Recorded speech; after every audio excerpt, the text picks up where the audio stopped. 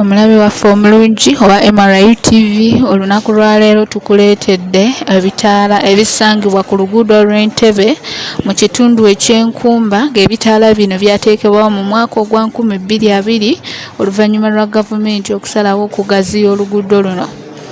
Ebitaala bino bitwala emmotoka eziva Entebbe okudda e Kampala wamu n'eziva e Kampala okudda Entebbe. Biyambako ne ku mmotoka eziva mu masaŋŋanziro ag'enjawulo nga ziyingira ekkubo okuba nti ziyingira ekkubo obulungi, wamu n'okuba nti abatuuze basobola okusala olw'ensonga nti oluguudo luno lugazi nnyo. Abatuuze abamu bakalubirizibwa okulusala olw'okuba nti emmotoka ziba ku sipiidi y'amaanyi. Ebitaala bino we biyimirira abatuuze abamu banguyirwa okusala ekkubo wamu n'emmotoka ezimu eziba zikyama okuva ku kkubo lino okulikyama obulungi wamu n'ezo eziba ziyingira ekkubo okuva ku bisayidi ya Nkumba University.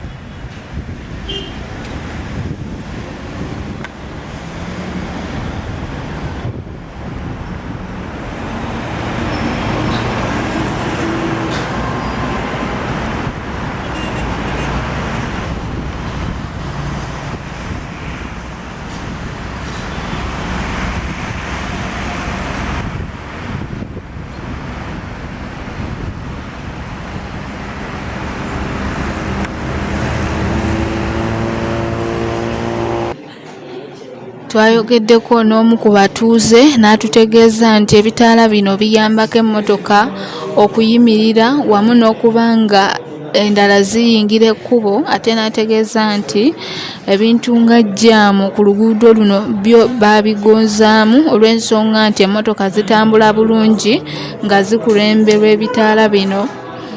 Wabula yategeezezza nti ebitaala bino birina akabi kangi olw'ensonga nti bingi ku kitundu kino era oluusi bikukwata ate oba waakayingira ekkubo nabiri ne bikukwata.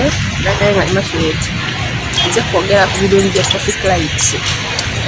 Ekisooka ekirungi kye tuyambako ebitaala ebyo bikendeezako ku jjaamu. Emmotoka ezimu we baziyimiriza abalala mubeera free okutambula. Nekiyamba obutagirako obudde bungi nnyo nga muli mu kkubo. Kati ebibi tebirina nti ekitaala kino ekiba kyakakukwata ate bwakatambulako ka distance katono n'ekirala ne kikwata ate kitulwisaako mu kkubo nga bakutte emmotoka nga zitambula. Ata ze Nabukenya Olivia ku lwa MRI TV.